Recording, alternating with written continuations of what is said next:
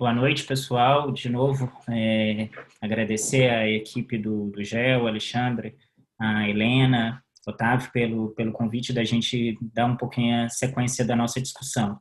Na semana passada, a gente conversou um pouco sobre critério de seleção clínico-patológico para a seleção de tratamento adjuvante no câncer de mama, o racional dos principais tratamentos quimioterápicos, e a gente hoje vai tentar destrinchar isso um pouco mais no sentido de seleção desses pacientes. O que a gente pode acrescentar na maneira de selecionar esses pacientes para realmente avaliar quais são os pacientes que se beneficiam da incorporação da quimioterapia adjuvante.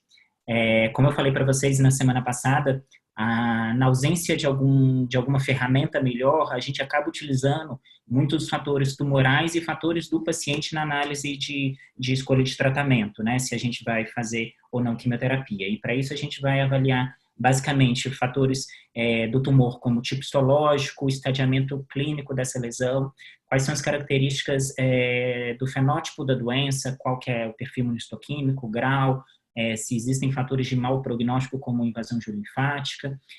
A gente vai avaliar também os fatores dos pacientes, como idade, comorbidade, status menopausal, performance, todas as terapias que o paciente já fez antes, quais são as vantagens e as restrições de tratamento do paciente. E entra aí nesse critério de seleção dos pacientes, e a gente fique bem claro que daqui para frente a gente vai estar falando exclusivamente de tumores luminais. A gente tenha hoje disponível algumas ferramentas genômicas para poder tentar selecionar quais são os pacientes de real risco que se beneficiem da incorporação da quimioterapia adjuvante.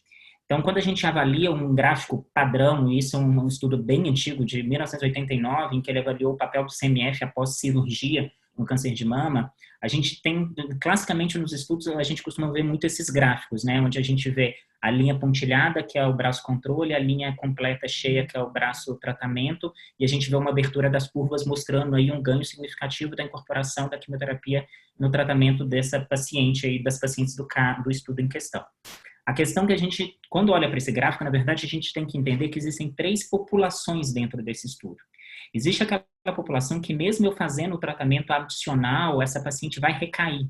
E essa paciente, na verdade, ela não teve benefício nenhum de eu ter incorporado o tratamento, porque a doença dela recaiu de qualquer maneira.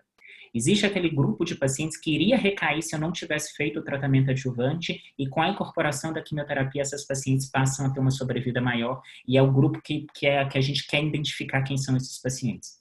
E existe uma parcela considerável de pacientes que o tratamento cirúrgico por si só foi suficiente para tratar essa paciente, e essa paciente ela não precisa receber quimioterapia. Então, aquela máxima que a gente durante muito tempo ouviu, que todo câncer operado teria que fazer quimioterapia adjuvante porque isso traz ganho de sobrevida, isso não é verdade. A gente não pode dizer que o que serve para um serve para outros. Ou se eu for juntando todos os tratamentos para um paciente, eu vou estar somando todos os benefícios. Não necessariamente.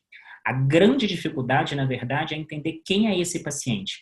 Qual é o paciente que eu vou se beneficiar do tratamento, em que eu vou ter o ganho de sobrevida e com nenhuma toxicidade ou uma toxicidade aceitável, e separar daquela paciente que eu não estou trazendo benefício, ou aquele pior cenário, que além de eu não estar trazendo benefício clínico, eu estou piorando a qualidade de vida dessa paciente porque eu estou agregando toxicidade.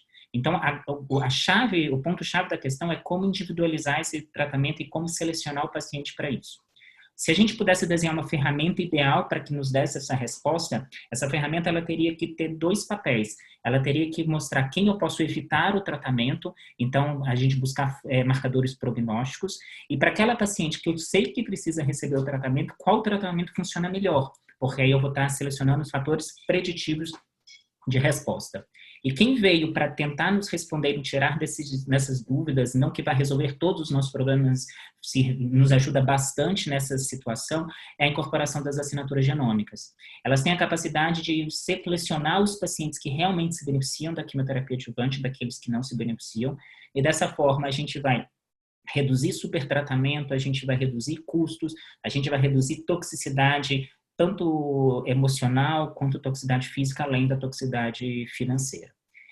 Existem várias assinaturas disponíveis hoje, a gente tem basicamente 5 assinaturas, mas até pela questão do tempo, e eu vou me ater mais às 2 primeiras, que é o Oncotype e o MamaPrint. Por quê? Porque primeiras são as únicas que têm recomendação categoria 1 pelos guidelines internacionais. Isso só é possível porque são exatamente as duas ferramentas que a gente tem estudos randomizados que validaram essa estratégia. Todas as assinaturas que a gente tem, além do Oncotype e do MammaPrint, o BCI, o ProSigna e o Predict, eles foram análises retrospectivas de estudos prospectivos. Mas os estudos de randomização com essas ferramentas ainda não têm disponível, diferentemente do que a gente já tem com o Oncotype e com o MammaPrint. Começando então pelo Oncotype, o Oncotype é uma ferramenta genômica que ela foi inicialmente avaliada em 2 estudos, através do NSABP-B14 e do NSABP-B20. O NSABP-B14 foi um estudo que pegou pacientes com câncer de mama luminal. Essas pacientes foram randomizadas para receber tamoxifeno versus observação. E eles viram nesse estudo que o tamoxifeno foi superior ao braço de observação. E aí depois, essa análise do NSABP-B14, essa análise retrospectiva, né, desse estudo que é prospectivo, eles fizeram a assinatura genômica desses tumores. E eles viram que aquelas pacientes, todas do braço do tamoxifeno, que receberam tamoxifeno, e de acordo com o grau de risco dela, elas tinham evoluções diferentes, mostrando que aquela paciente que tinha um baixo risco, ela tinha uma sobrevida livre de recorrência à distância muito melhor do que aquelas pacientes de risco intermediário e, consequentemente, de alto risco. Ou seja, ele estava separando quem era paciente de bom prognóstico da paciente de mau prognóstico. E isso, por isso que a gente fala que o Oncotype é uma ferramenta prognóstica.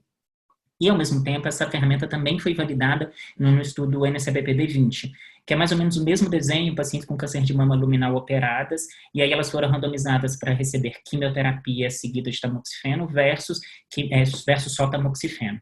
E aí eles viram que aquelas pacientes que tinham alto risco clínico e que fizeram quimioterapia, elas tinham uma sobrevida livre de recorrência à distância muito superior do que aquelas pacientes que fizeram só tamoxifeno, mostrando que aquelas pacientes de alto risco, elas se beneficiavam da quimioterapia e por isso que ela é uma ferramenta preditiva de benefício de tratamento sistêmico.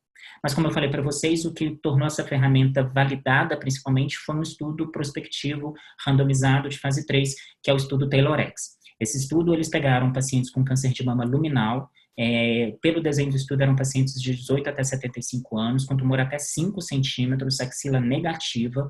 Essas pacientes eram todas tumores luminais, essas pacientes foram avaliadas de acordo com seu risco pelo Oncotype. O Oncotype é uma ferramenta genômica em que ela pontua o score da paciente. Ele avalia 21 genes e dentro desses 21 genes ele vai dar um score para a gente. Aquelas pacientes que tinham um score abaixo de 11, essas pacientes são classificadas como baixo risco genômico, que é aquela que eu mostrei para vocês do NSABP-B14, que vai muito bem só com hormonioterapia. E até por conta dos dados do NSABP-B14, no braço do TAYLOR-X, elas não foram randomizadas, elas foram direto para hormonioterapia. Aquelas pacientes que tinham um score acima de 26, acima de 25, 26 para cima, elas eram classificadas de alto risco. E até por conta dos dados do NSABP-B20, que eu já mostrei que a quimioterapia se fazia necessária, porque a sobrevida livre de metástases dessas pacientes eram melhores, essas pacientes foram randomizadas, perdão, elas não foram randomizadas, e elas foram colocadas para receber quimioterapia seguida de hormonioterapia. E o grupo intermediário, que fez a maior parte da população dos estudos, foram quase 70% das pacientes que entraram nos estudos, que era entre 11 e 25, era o grande dilema, o que fazer com essas pacientes. E essas pacientes foram randomizadas para receber só endocrinoterapia ou quimioterapia seguida de endocrinoterapia. A gente atualmente já tem todos esses braços, resultados desses braços. O braço de baixo risco, a gente teve a publicação original na New England de 2015. As pacientes de risco intermediário, a gente teve a sua primeira apresentação dos dados na ASCO de 2 anos atrás, de 2018. E a evolução das pacientes de alto risco, a gente teve a apresentação na ESMO do ano passado, que eu vou mostrar para vocês. Quando a gente olha as pacientes que entraram nos estudos, elas foram bem balanceadas quando a gente avalia os braços de randomização, ou seja, as pacientes de risco intermediário. Quando a gente olha os extremos, as pacientes de baixo risco versus as pacientes de alto risco, é óbvio que isso não era randomizado, até porque nas pacientes de baixo risco eu tinha muito mais tumores iniciais, muito mais tumor grau 1, muito mais tumor bem diferenciado, diferentemente quando eu comparo as pacientes de alto risco. Mas nas pacientes do braço randomizado, isso foi bem balanceado. Quando a gente olha a população que entrou no estudo, isso é muito importante quando a gente vai transferir essa ferramenta para a nossa prática clínica. Essa paciente, ela preencheu o critério, ela entrou no estudo para eu poder indicar essa ferramenta. Acho que esse é o principal ponto-chave que a gente tem que levar em consideração na hora de escolher se justifica pedir essa ferramenta na nossa prática clínica e qual ferramenta a gente vai pedir. Então, quando a gente olha as pacientes que entraram no estudo, a mediana de idade era em torno de 55 anos, tanto é que aproximadamente 70% dessas pacientes eram pacientes pós-menopausadas. Entraram pacientes abaixo de 50 anos, mas a gente vai ver mais para frente que pacientes muito jovens, abaixo de 40, 35, 40 anos, foi um percentual bem pequeno, foi em torno de 5% só das pacientes que entraram no desenho do estudo. Apesar do estudo permitir tumores até 5 centímetros, a mediana de tamanho do tumor foi em torno de 1,5 centímetro a 1,7, ou seja, a mediana era um tumor mais inicial, um estadio clínico 1. E os tumores de alto risco, de alto grau, né, que a gente fala, no grupo de intermediário, foi a minoria, foi em torno de 15% dessas pacientes. Quando a gente olha a classificação de risco dessas pacientes, que são os critérios do Adjuvante Online, e isso até é uma análise que eles trouxeram por conta da outra ferramenta, que é a MamaPrint, porque eles usaram o risco clínico na seleção de pacientes, a gente vê que a grande maioria das pacientes que entraram no risco intermediário, que é o nosso ponto principal, eram pacientes de baixo risco clínico, era quase 75% das pacientes. Isso tudo já são indícios para aquela paciente que talvez eu vou ponderar mais uma assinatura do que a outra assinatura. Um dado importante que a gente tem que ver aqui, já fazendo um link para a nossa discussão, que quando a gente avalia risco clínico e a gente não tem assinatura genômica da paciente, a gente pondera fazer quimioterapia, a gente acerta na grande maioria das vezes, mas a gente está muito predisposto a erro, tanto na questão de supertratamento quanto subtratamento. A maior prova que a gente olha aqui, quando a gente olha aqui nas pacientes de baixo risco clínico, quando a gente olha, 43% dessas pacientes pontuaram com score acima de 26 no TELOREX, mostrando que ela tinha um alto risco genômico, ou seja, em quase 40%, em 40% dos casos, se eu seguisse o risco clínico e não indicasse quimioterapia, eu estaria subtratando essas pacientes. E o contrário, quando eu pego aquelas pacientes de alto risco clínico pelo Oncotype, eu tenho aqui 22% dessas pacientes com score abaixo de 10%, mostrando que essas pacientes tinham um baixo risco genômico e, teoricamente, elas não precisariam receber quimioterapia. Então, a gente já vê que o risco clínico, ele não tem a mesma capacidade de seleção de pacientes que a assinatura genômica consegue fornecer para a gente. Um dado importante que eu mostrei para vocês, que apesar do estudo ter incluído tumores até 5 centímetros, a grande maioria das pacientes que entraram nesse estudo tinham tumores até 3 centímetros. Quando a gente olha tumores de 3 a 4 centímetros, foi aproximadamente 5 a 6% da amostra, e tumores entre 4 e 5 centímetros foi em torno de 2% da amostra. Também para a gente entender a hora de indicar essa assinatura para paciente que chega no nosso consultório. Passando para os dados dos resultados, quando a gente avalia aquelas pacientes de baixo risco clínico, que foi a primeira publicação do TAILORx saiu na New England de 2015, a gente viu que realmente a hormonioterapia isolada para essas pacientes está excelente, tá? A sobrevida livre de doença, sobrevida livre de recorrência, sobrevida de metástase e sobrevida global foram todas assim de 94% a 95%, mostrando isso no segmento de 5 anos, mostrando que essas pacientes estão muito bem tratadas exclusivamente com hormonioterapia, e a gente fica muito tranquilo de omitir quimioterapia para essas pacientes. Quando a gente passa para o risco intermediário, a gente já passa a ter uma população um pouco mais heterogênea. A mediana de idade é em torno de 55 anos, aquilo que eu falei para vocês, menos de 5% dessas pacientes eram abaixo de 40 anos. A gente não entrou pacientes acima de 75 anos nesse estudo. Apesar da mediana do tumor ter sido de 1,5, só 7% das pacientes tinham lesões acima de 3 centímetros. A maioria eram tumores grau 2 e, como eu mostrei para vocês, a grande maioria, 75%, eram baixo risco clínico. O que essas pacientes receberam de tratamento, né? Porque elas foram randomizadas para quimioterapia seguida de endocrinoterapia versus endocrinoterapia isolada. A escolha do tratamento ficou a cargo do investigador. A gente não randomizou braços de tratamento, a gente randomizou estilos de tratamento. Então, a grande maioria das pacientes que eram pós-menopausadas receberam inibidor de aromatase, em 90% dos casos. E das pacientes pré-menopausadas que entraram no estudo, só 13% dessas pacientes receberam supressão ovariana. Em relação à quimioterapia, a grande maioria delas, 56%, fizeram TC. E tem todo um racional para isso. Se a gente lembrar da discussão da semana passada, pacientes com T1N0, com axila negativa, TC vezes 4 vezes 6 está de excelente tamanho para ela, por isso que a grande maioria dessas pacientes acabaram recebendo esse protocolo sem antraciclina. Bom, o que a gente viu no endpoint primário do estudo, que era sobrevida livre de doença invasiva em 5 anos? Que a gente não tinha diferença nenhuma nessas pacientes de risco intermediário, ou seja, entre 11 e 25, a taxa de recorrência foi exatamente a mesma, os braços foram sobrepostos, mostrando que eu estaria confortável de omitir quimioterapia para as pacientes de risco intermediário. Quando a gente olha os endpoints secundários, que é sobrevida livre de recorrência à distância e sobrevida global, a gente também vê uma clara sobreposição das curvas, mostrando que a omissão da quimioterapia tá bem indicada nesse cenário. Entretanto, nem tudo são flores, porque eles começaram a avaliar outros fatores de estratificação dessas pacientes.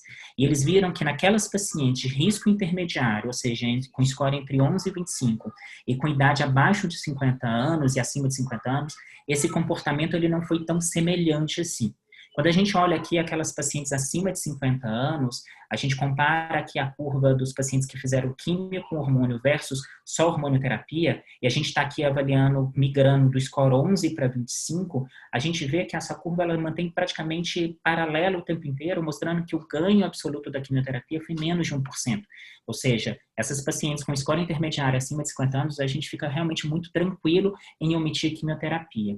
Entretanto, quando a gente olha para as pacientes abaixo de 50 anos, nesse score intermediário, à medida que a gente caminha do 11 para 25, essas curvas começam a se abrir. Até o score 15, elas são praticamente sobrepostas, a gente não vê muita diferença. Entretanto, quando a gente vai caminhando para outro extremo do risco intermediário, a gente vê essas curvas se abrindo. E esse ganho absoluto chega a quase 6% a mais para os pacientes que fizeram quimioterapia.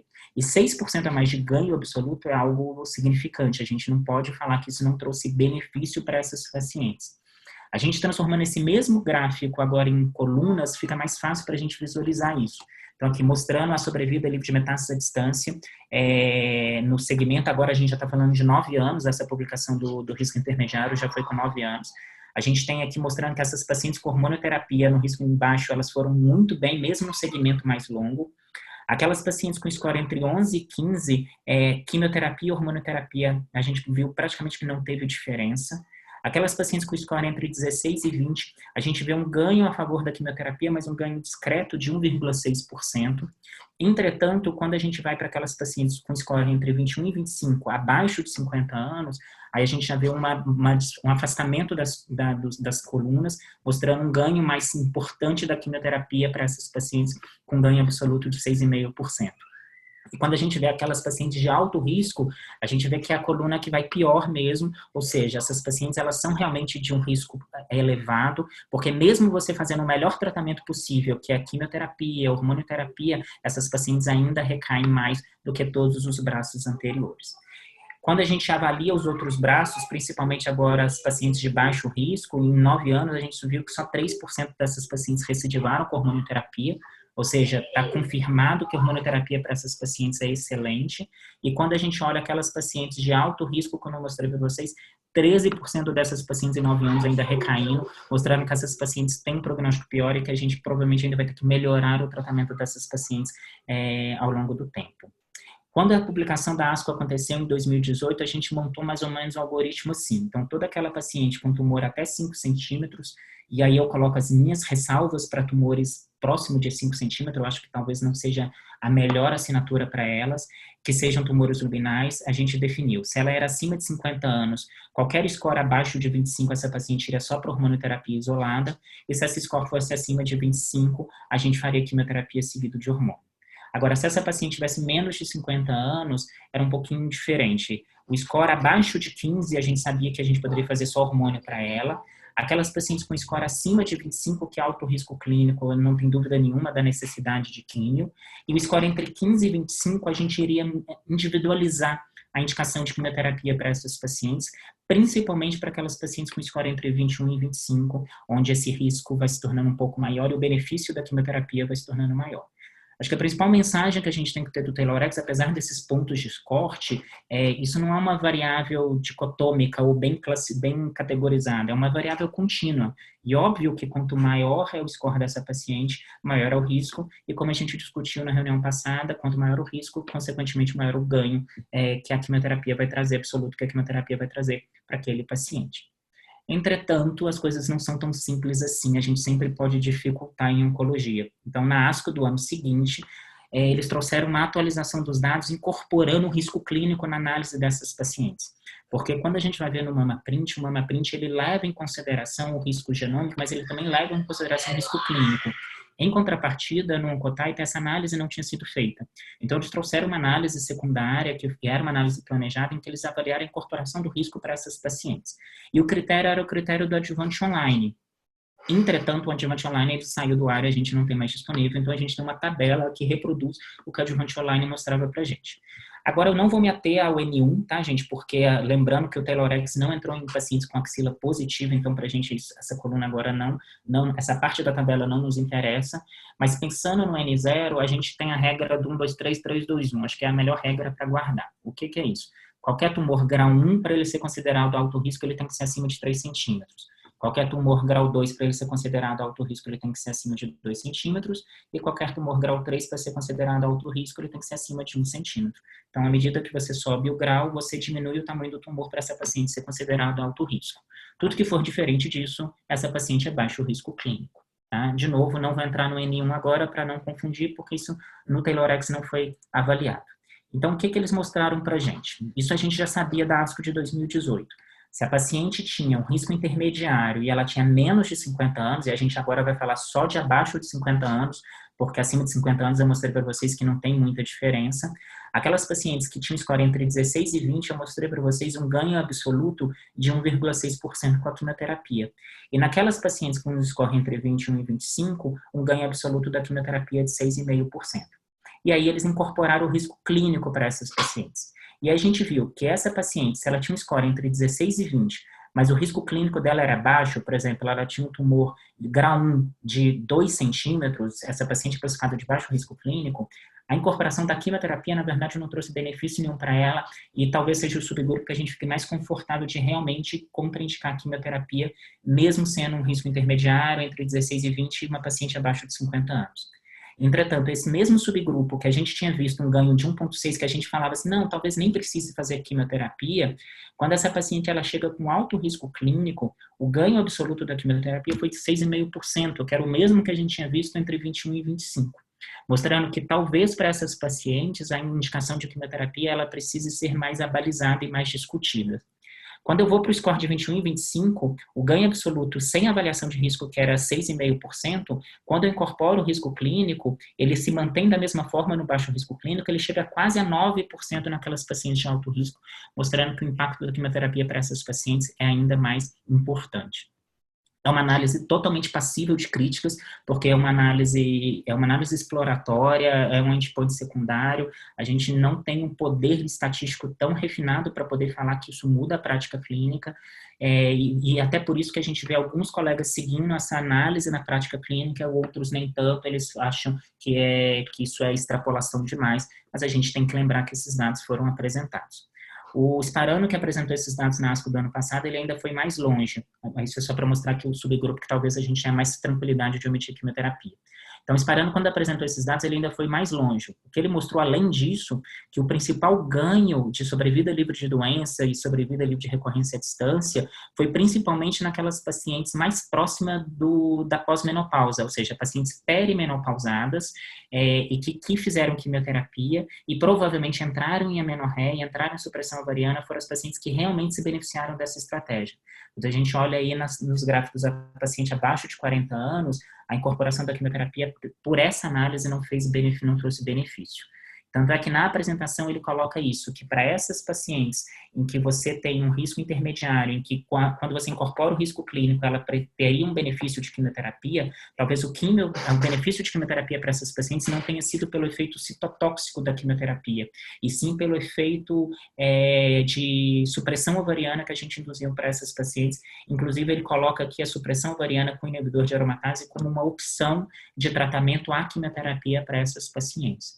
Mas da mesma maneira que eu mostrei para vocês que a análise de incorporação de risco clínico é uma análise exploratória, você concluir que a supressão ovariana ele substitui quimioterapia para essas pacientes também é uma análise exploratória. O estudo ele não tem poder para responder isso para a gente. Eu entendo isso mais como um formulador de hipótese ou como uma opção assim, de exceção para aquela paciente que não quer fazer quimioterapia e que você acha que ela tem um risco considerável, você incorporar a supressão ovariana para essa paciente, principalmente se ela for uma paciente pré-menopausada.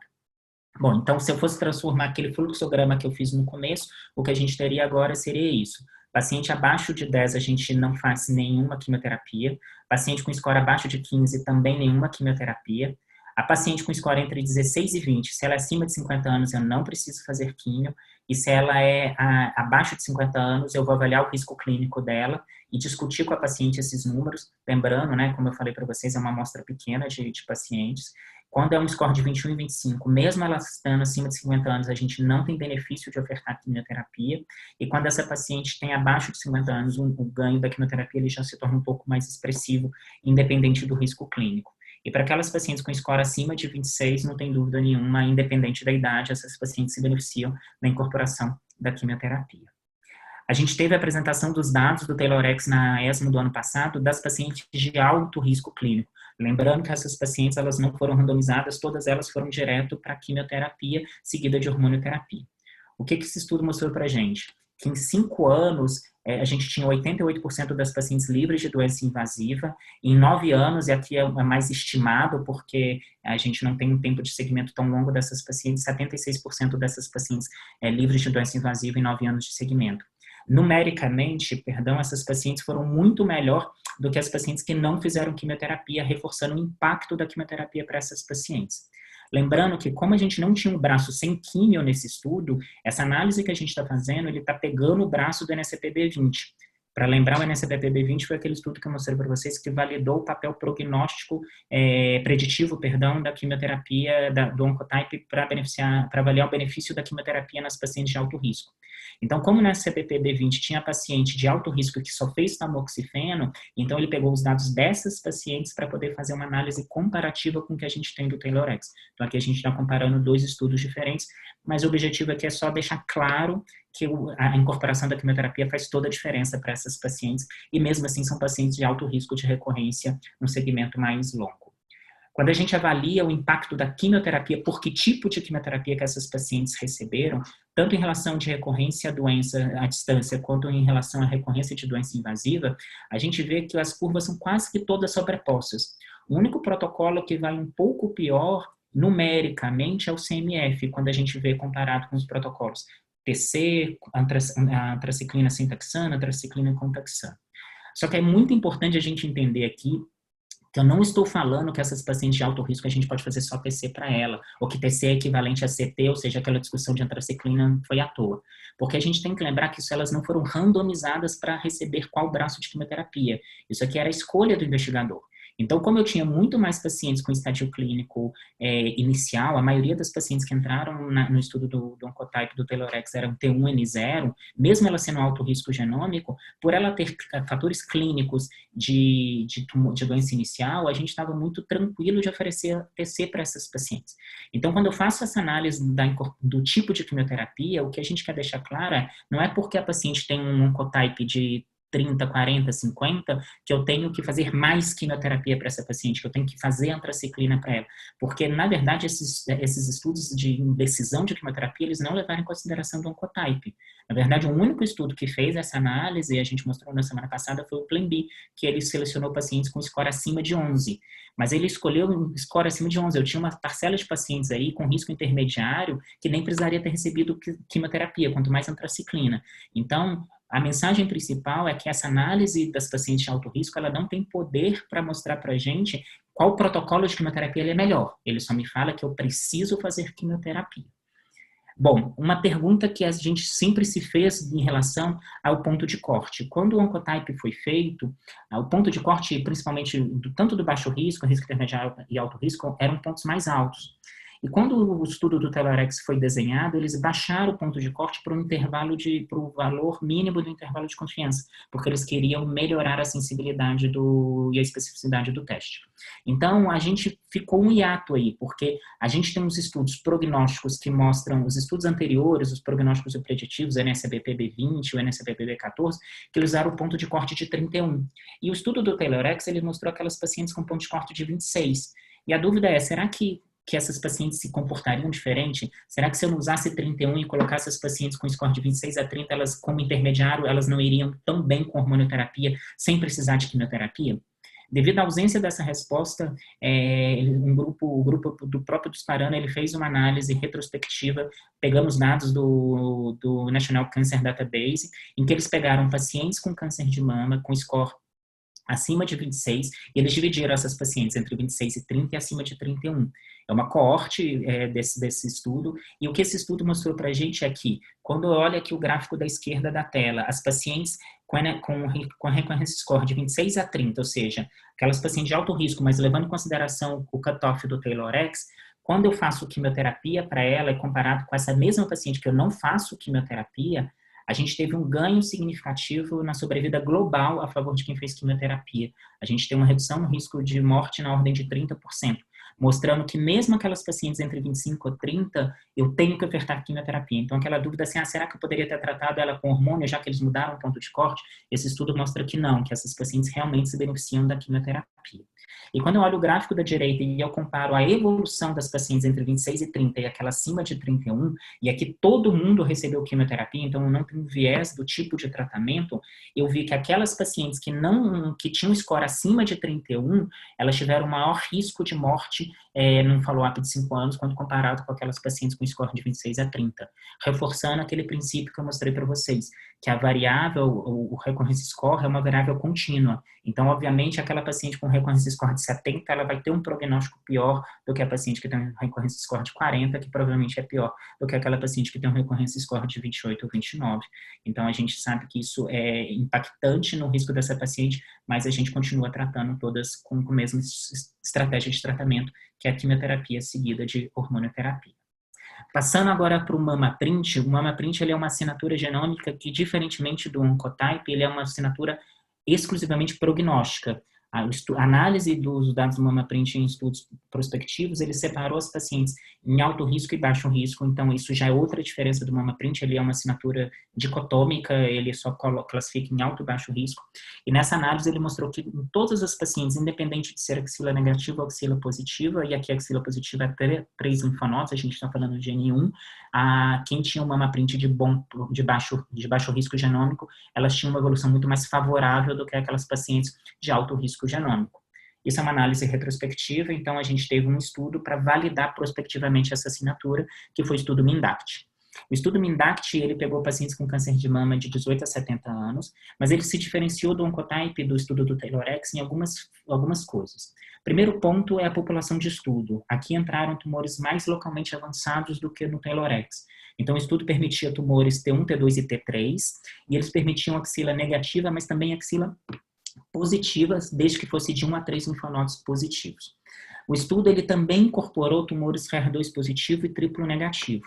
Mas como eu falei anteriormente para vocês, a gente só usa essas assinaturas para os tumores luminais, porque os outros tumores, no TAYLORx, eles não foram representados, e no MINDACT a gente teve uma população subrepresentada dessas pacientes. Quase 90% das pacientes que entraram no estudo do MINDACT eram tumores luminais. Então, a gente não consegue extrapolar esses dados para tumor triplo negativo e HER2 positivo, a gente vai aplicar exclusivamente para tumores luminais.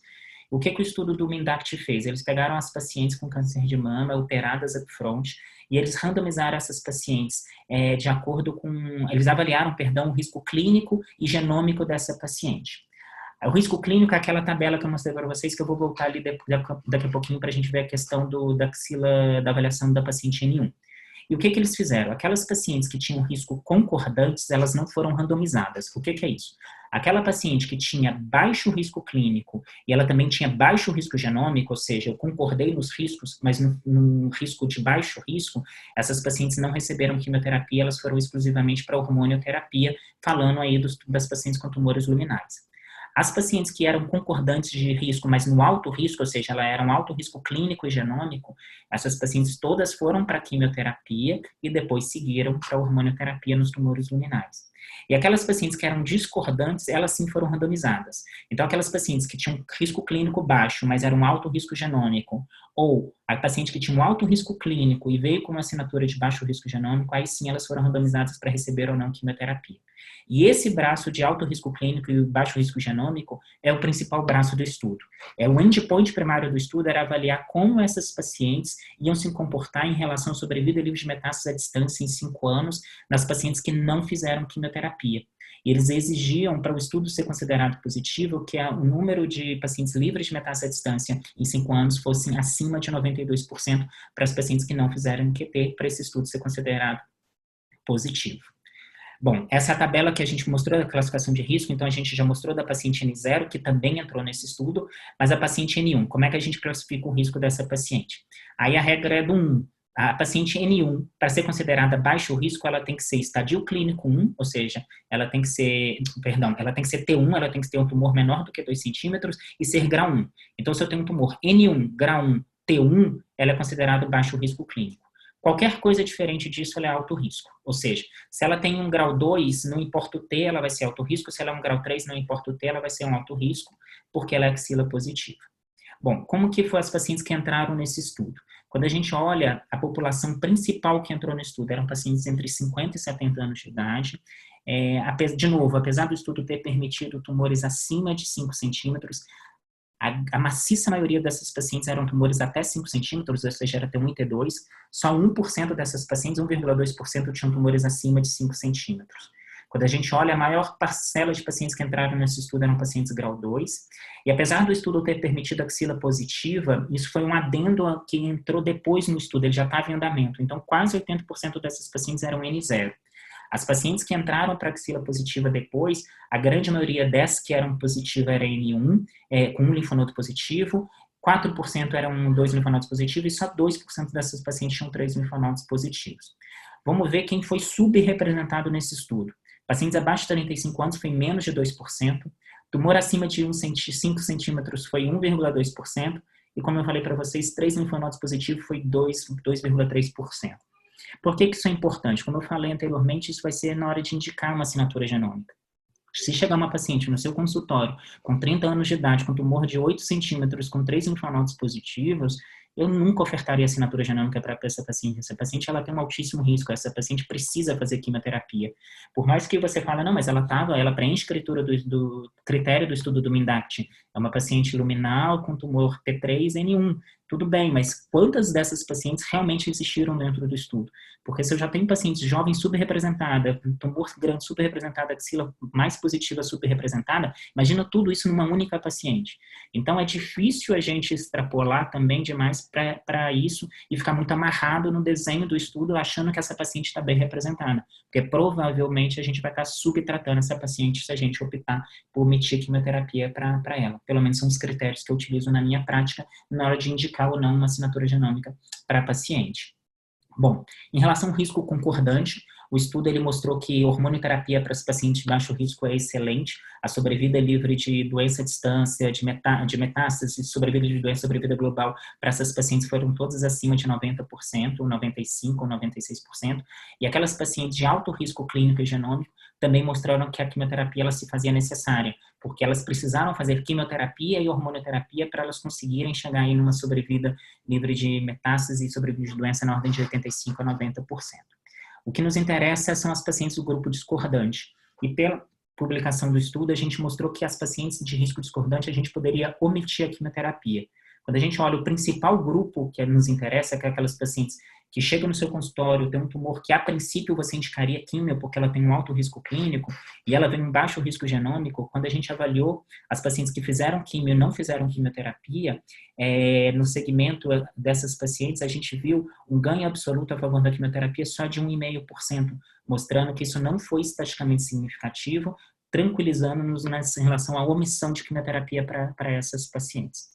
O outro extremo, que é a paciente de baixo risco clínico autogenômico, é uma população subrepresentada no estudo, foram poucos pacientes, mas nesse estudo mostrou que para essas pacientes não fez também diferença em relação à incorporação da quimioterapia.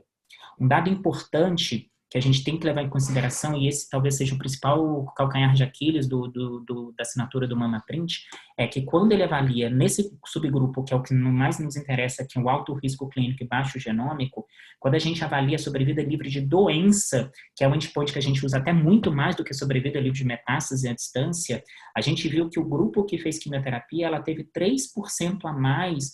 Aqui a gente vê de ganho absoluto a favor das pacientes que não fizeram quimioterapia. E isso foi estatisticamente significativo, foi uma redução no risco de recorrência, né, de doença na ordem de 36%, mostrando que talvez não é tão seguro falar só porque a paciente veio com baixo risco genômico que a gente pode falar com ela que a quimioterapia não teria nenhum benefício para ela. E a gente vai entender daqui a pouquinho para quem é essa paciente, talvez que a gente não fique tão confortável de descalonar a quimioterapia, mesmo que ela venha com baixo risco genômico. A gente vai ter na ASCO agora, na sexta-feira, a apresentação de um follow-up mais longo desse estudo do MINDACT. A gente já tem o abstract publicado, a gente ainda não tem a apresentação, né? A gente vai ver no final de semana, mas a gente viu agora no segmento de 8 anos, mostrando que as pacientes que fizeram quimioterapia, comparado com as pacientes que não fizeram, uma diferença aí de mais ou menos 2,6% a favor da quimioterapia. Apesar dessa diferença ter aumentado numericamente, ainda não atingiu significância estatística, ou seja, 2,5% de ganho absoluto é ainda um ganho muito pequeno para a gente discutir a incorporação de quimioterapia para todas as pacientes de alto risco clínico, baixo risco genômico, e quando a gente avalia a sobrevida global em 8 anos, elas são praticamente a mesma. Então, a indicação do MamaPrint como categoria 1 se mantém, mesmo com a publicação desse estudo, com o segmento mais longo que a gente vai ter aí na semana que vem. Então, qual que é a conclusão que a gente chega? Que quando eu tenho uma paciente de alto risco clínico e alto risco genômico, não tem dúvida nenhuma, é a paciente que eu preciso fazer quimioterapia para ela. Agora, aquela paciente que tem alto risco clínico e baixo risco genômico, pelo MamaPrint eu estou autorizado a descalonar o tratamento, e aí esse estudo conseguiu evitar a quimioterapia em 46% das pacientes. Para quem eu nunca vou pedir MamaPrint? Para paciente que ela tem baixo risco clínico. Então, se chegou uma paciente para mim ter um N0 grau 1 ou grau 2, que seja, essa paciente, se ela vier baixo risco genômico, eu sei que ela vai só para hormônio, e se ela vier, mesmo se ela vier alto risco genômico, como as curvas foram sobrepostas, eu sei que ela não tem benefício de fazer quimioterapia. Então, fazer o MamaPrint para paciente de baixo risco clínico não está indicado. Então, isso já ajuda na hora que a gente fica no dilema. Para essa paciente eu vou pedir Oncotype, eu vou pedir MamaPrint. A primeira coisa é, avalie o risco clínico. Se ela é alto risco clínico, tudo bem, o MamaPrint é uma opção para ela, mas se ela é baixo risco clínico, o MamaPrint já está fora da jogada. Não porque essa paciente não vai precisar de quimioterapia, mas o MamaPrint ele não está desenhado para nos dar essa resposta. Bom, então mostrando para vocês, são assinaturas diferentes, elas têm fatores que são, em alguns cenários, alguns casos se sobrepõem. Uma paciente, ela pode preencher critério tanto para Oncotype como MamaPrint, mas apesar da gente ver muitas vezes apresentações de debate entre elas, né, como se elas fossem concorrentes, a gente vai ver que não necessariamente isso acontece, elas são ferramentas diferentes. Um Oncotype ele vai avaliar o risco na vigência de tamoxifeno adjuvante, enquanto o MamaPrint ele avalia a evolução da história natural da doença, ele não tem interferência de tratamento. O Oncotype ele é preditivo e prognóstico, o MamaPrint é prognóstico. O Oncotype eu tenho mais pacientes de baixo risco clínico, enquanto no MamaPrint é meio a meio, e lembrando que no final a gente só vai indicar para paciente de alto risco clínico. O Oncotype a gente não tem dado para axila positiva, né, só para N0. Os dados que a gente tem para axila positiva, na grande maioria das vezes, são dados retrospectivos, e a gente está esperando os dados do RxPonder, que é um estudo randomizado para avaliar o papel do Oncotype nas pacientes com até 3 linfonodos positivos. Diferente do MamaPrint, que a gente já tem essa população representada no estudo. O Oncotype é uma variável contínua, enquanto o MamaPrint ele é um resultado binário. Agora, o que essas duas assinaturas têm em comum? A população subrepresentada. Ambos têm poucos pacientes jovens e ambos têm poucos pacientes com tumores mais localmente avançados, principalmente pensando aí em T3. Não são ferramentas que são intercambiáveis. Então, assim, se a paciente ela é baixo risco pelo Oncotype, ela vai vir baixo risco pelo MamaPrint? Não necessariamente. Existe um estudo chamado Optima que ele fez essa avaliação e ele mostrou que aquelas pacientes com Oncotype de baixo risco, eu tinha pacientes incluídos com alto risco aqui é o número absoluto, a gente vê aqui 28% de discordância, e o contrário, aquelas pacientes com alto risco pelo Oncotype, eu tenho 6 pacientes de baixo risco clínico pelo MamaPrint, 12% de diferença. Eles só tiveram concordância em 74% dos casos, isso é uma baixa concordância, por isso que não tem intercambiabilidade. Existe um outro estudo chamado PROMISE, que eles tentaram, um estudo bem interessante, eles pegaram, antes dos dados do Oncotype, do TAYLORx, dessas pacientes de risco intermediário, porque antes da gente ter a publicação do TAYLORx, o que a gente fazia? Se vinha baixo risco, a gente fazia hormônio, se vinha alto risco, a gente fazia quimio, se vinha no risco intermediário, a gente continuava com a mesma dúvida. E aí, pelo benefício da dúvida, a gente acabava, na maioria das vezes, indicando quimioterapia. Esse estudo PROMISE, o que eles fizeram? Não, então a paciente que vier risco intermediário, vamos fazer o seguinte, vamos pedir um MamaPrint dela. para ver se o MamaPrint nos ajuda a diferenciar essas pacientes. E eles viram que não tem leitura, esses testes não são intercambiáveis. De 840 pacientes de risco intermediário pelo Oncotype, a gente teve quase que metade baixo risco e alto risco clínico. Quando eu olho aqui aquelas pacientes aqui com score acima de 26, que eles também pegaram pacientes com score mais alto, a gente tem 20% das pacientes que têm alto risco pelo Oncotype e que são baixo risco pelo MamaPrint. E quando eu pego pacientes com risco intermediário pelo Oncotype, a gente tem alto risco pelo MamaPrint.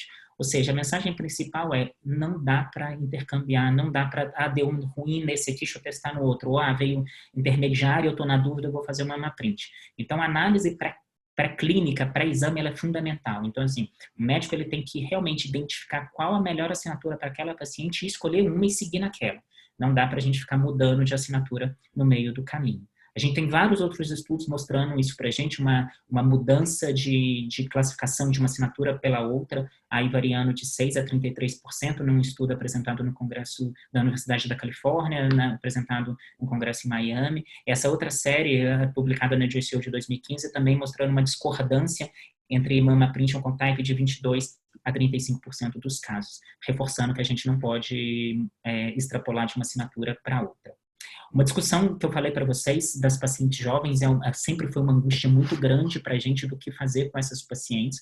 A gente não tem realmente nenhum estudo prospectivo específico para esse subgrupo de pacientes, mas a JCO apresentou um dado no ano passado, no finalzinho de novembro do ano passado, ela apresentou esse artigo em que eles pegaram pacientes abaixo de 40 anos com tumores luminais, N0 ou N1, e eles avaliaram o oncotype dessas pacientes, mas esse estudo ele é uma coorte prospectiva, mas eles não definiram a estratégia de tratamento, eles não foram randomizados, a escolha do tratamento da paciente foi independente. Então, a gente não pode avaliar aqui o fator preditivo da assinatura na paciente jovem, mas a gente pode avaliar o papel prognóstico.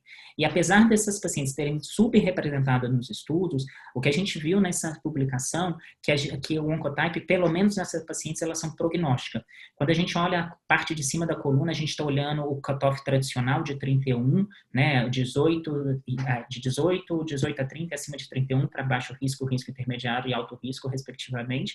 E aqui nos gráficos de baixo a gente está avaliando o cutoff do TaylorX. Vamos pegar do TaylorX, que é mais próximo da nossa realidade, e aqui a gente realmente vê que aquelas pacientes de baixo risco, elas têm um prognóstico melhor do que as pacientes intermediárias, mas elas ficam muito mais próximas, e aquelas pacientes de alto risco, elas recaem muito mais quando compara com as pacientes de baixo risco. E a mesma coisa na paciente com axila positiva, mas a gente vê que a paciente com axila positiva, o risco intermediário, essas pacientes recaem ainda mais do que as pacientes de N0, então também a gente não está falando que essa assinatura está validada para paciente com axila positiva como de forma prospectiva, mas é mais um dado indireto de que a gente no futuro vai conseguir usar essa assinatura para esse perfil de paciente. A gente teve o ESMO Breast Cancer semana passada, né, ontem, na verdade, sábado e domingo, e esse pôster foi apresentado por um grupo do Matteo Lambertini, que é da Itália, em que ele tentou avaliar as assinaturas genômicas solicitadas em pacientes abaixo de 40 anos, e aí o que a gente viu, o que esse pôster deixou claro para a gente é que as assinaturas genômicas elas foram mais solicitadas nas pacientes jovens do que nas pacientes não jovens, que eu tenho muito mais pacientes de alto risco do que pacientes de baixo risco quando eu avalio as assinaturas, e de todas as assinaturas, ele só conseguiu tirar os dados do Oncotype, do MamaPrint e do EndoPredict. Então, quando eu olho aqui paciente jovem, eu tenho 16% de alto risco versus 10% na paciente acima de 40 anos. No MamaPrint, eu tenho 65% de paciente de alto risco genômico versus 38%, e no EndoPredict, 68% versus 49%. E aqui ele coloca bem pequenininho aqui, mas acho que não sei se vai dar para vocês verem, que isso daqui é em questão da assinatura, do valor prognóstico dessa assinatura. Eles fizeram análise de pacientes de baixo risco genômico e que não fizeram quimioterapia, mostrando que essas pacientes em 6 anos, 92% dessas pacientes estavam livres de recorrência, e em 5 anos, 100% dessas pacientes estavam livres, estavam vivas sem mortalidade geral ou mortalidade por câncer, mostrando que para pacientes jovens com score abaixo de 11 para Oncotype ou baixo risco pelo MamaPrint, essas pacientes tratadas só com hormônios, elas realmente estão bem tratadas, mas a gente ainda não tem isso de uma maneira tão forte, de maneira prospectiva, como a gente vê para as pacientes mais pós-menopausadas, que foram pacientes mais bem representadas no estudo do Taylorex e do MamaPrint. O resumo da ópera é que a gente pode pedir assinatura genômica para paciente jovem, sim, só que a gente não pode olhar a idade única como único fator dessa paciente. A gente tem que incorporar todos os outros fatores de risco da paciente, como grau, extensão de doença, infiltração linfática, número de linfonodos comprometidos, porque isso tudo vai impactando na hora da gente avaliar o risco real da paciente para ver se justifica tentar descalonar a quimioterapia para aquela paciente. Nosso grande calcanhar de Aquiles nisso tudo é acesso ao exame. As fontes pagadoras, elas não são regulamentadas para pagar essa assinatura. Com o valor do dólar, isso está ficando praticamente impossível e limitante. Então, a gente vem sempre buscando uma maneira de tentar predizer esse risco genômico através de fatores clínico-patológicos. A ASCO publicou esse dado em 2 anos atrás, em que eles tentaram predizer o alto risco pelo oncotype. E a gente viu que aquela paciente que tinha pelo menos um dos receptores hormonais negativos e ela tinha alto grau, essas pacientes, obviamente, elas tinham um risco maior de serem alto risco pelo oncotype. A gente tem um nomograma da Universidade de Tennessee, em que eles tentaram avaliar também o risco dessas pacientes. Então, a gente ia colocando todos os fatores, idade, tamanho do tumor, grau histológico, progesterona, invasão angiolinfática, subtipo histológico. Isso era pontuado e, à medida da pontuação, eles iam avaliar qual que é a probabilidade dessa paciente ser baixo risco pelo oncotype. Esse nomograma ele ficou inativo, o Advante Online saiu, depois, um tempo depois, esse nomograma saiu. Mas a gente, quando teve a publicação desses dados, a gente viu que os fatores que mais positivavam, que mais traziam impacto para essas pacientes serem baixo risco, era ser grau histológico 1 e receptor de progesterona positivo, porque é o que trouxe mais valor de pontos na hora de somar, ou seja, é o que mais aumentava a probabilidade dessas pacientes serem baixo risco. Como eu falei, esse nomograma depois saiu do ar, mas recentemente, esse nomograma voltou. Ele foi atualizado com os dados do Taylorex, avaliando os outros fatores, e aí a Universidade de Tennessee disponibilizou esse nomograma para a gente através de uma calculadora. O site está aqui, acho que vale a pena guardar, porque é bem informativo. Eles avaliam qual o risco dessa paciente ser classificada como baixo risco, ou alto risco ou baixo risco genômico. Aqui o principal público dessa assinatura é pacientes acima de 50 anos, porque eles não avaliam risco intermediário. Tanto é que aqui embaixo ele coloca uma frase, olha, esse nomograma ele é aplicável para mulheres acima de 50 anos. Para mulheres abaixo de 50 anos, ele só serve para estimar a probabilidade de ser alto risco pelo oncotype, porque ele não classifica risco intermediário. Ele usa um cutoff de 25, ou seja, até 25 e acima de 25, por isso que a idade é de 50 anos. É mais ou menos assim que ele se coloca. Você consegue colocar aqui o tamanho do tumor em milímetros, o grau da paciente, se tem receptor de progesterona positivo ou não, o subtipo histológico e a idade, e aí você coloca, se você quer calcular a chance dela ser alto risco ou baixo risco. Aqui eu coloquei baixo risco porque era uma paciente de 60 anos, e aí quando você coloca, ele calcula para você. Então, baseado nesses dados, essa paciente ela tem 91% de chance de estar no score entre 0 e 25. E por que a gente vai usar isso mais principalmente para as pacientes acima de 50 anos? Porque é a paciente que eu tenho certeza que abaixo de 25 eu não preciso fazer quimioterapia, por todos aqueles fatores que a gente discutiu na incorporação de risco clínico nas pacientes abaixo de 50 anos, que isso muda um pouquinho o peso da indicação da quimioterapia. Em San Antônio, de 2 anos atrás, a gente também teve um estudo bem interessante, um pôster apresentado do grupo do Canadá, em que eles tentaram avaliar fatores clínico-patológicos com um risco genômico pelo oncotype. Então, foram 230 mulheres com tumores luminais. A grande maioria dessas pacientes eram pós-menopausadas, 91% era axila negativa, e a grande maioria eram tumores T1, né? Então, a gente estava falando de estadios mais iniciais mesmo. E eles avaliaram o score dessas pacientes. 28% era score abaixo de 11, 61% era risco intermediário e acima de 11% era alto risco. Como a gente está avaliando a principal população de pós-menopausa acima de 50 anos, então eles quiseram ver como que a gente poderia predizer essas pacientes com score abaixo de 25. E o que ele mostrou para a gente é que daquelas pacientes, eles fizeram um cotype de todas essas pacientes, e daquelas pacientes que tinham tumor grau 1 ou 2 e receptor de progesterona acima de 20%, 97% dessas pacientes pertenceram à categoria de score até 25, ou seja, que a gente tem a opção de fazer sua hormonoterapia. Então, pensando no cenário de SUS ou até do consultório privado, em que a assinatura genômica é de difícil acesso, a gente consegue inferir que essa possibilidade de escalonar tratamento para essas pacientes. E, de novo, como o próprio algoritmo do Tennessee mostrou, da Universidade de Tennessee mostrou para a gente, de novo, o grau e o receptor de progesterona são realmente os fatores que mais pesam na hora da gente pensar que é um tumor bem diferenciado ou não. Isso também tem que ser levado em conta na hora de pedir uma assinatura. Será que uma paciente que já tem vários fatores de mau prognóstico, ela ainda chega com RP negativo, um grau 3, então, assim, será que realmente essa paciente vai vir em baixo risco? É pouquíssimo provável que isso aconteça. Então, a gente começa também a selecionar melhor para quem pedir assinatura genômica, para também não onerar para todo mundo. O que a ASCO coloca para a gente? A ASCO publicou um guideline em 2016 sobre assinaturas genômicas, em quando ela fala do Oncotype como sendo indicada para todos os pacientes com tumores luminais, axila negativa. O Oncotype ele pode ser usado, a gente lembrando aí que é tumores até 5 centímetros, pode ser usado para descalonar, para guiar o tratamento adjuvante. Ele coloca como uma qualidade de evidência alta, uma recomendação forte. Em 2016, ele não me fala do MamaPrint, porque os dados do MINDACT ainda não teriam sido aprovados, não tinham sido apresentados, e ele não leva em consideração para recomendação estudos que não sejam randomizados para entrar no guideline deles. Entretanto, com a publicação do estudo MINDACT, eles fizeram um adendo, então eles atualizaram o guideline em 2017, onde eles avaliaram aquelas pacientes com receptores luminais, HER2 negativo, que são axila negativa e que são alto risco clínico, eles recomendam o MamaPrint, o MINDACT, o estudo MINDACT, como a melhor estratégia para essa paciente, como uma das estratégias para essa paciente, com uma evidência de qualidade alta e uma recomendação forte. E aí ele coloca, para essas pacientes que são tumores luminais, alto risco clínico e axila positiva, ele coloca como uma qualidade de evidência alta, mas uma recomendação moderada. E por que ele coloca isso? Porque a gente mostrou ali para vocês na discussão que a sobrevida livre de doença, para paciente com axila positiva principalmente, a gente teve um ganho aí de 3% a mais para quem fez quimioterapia.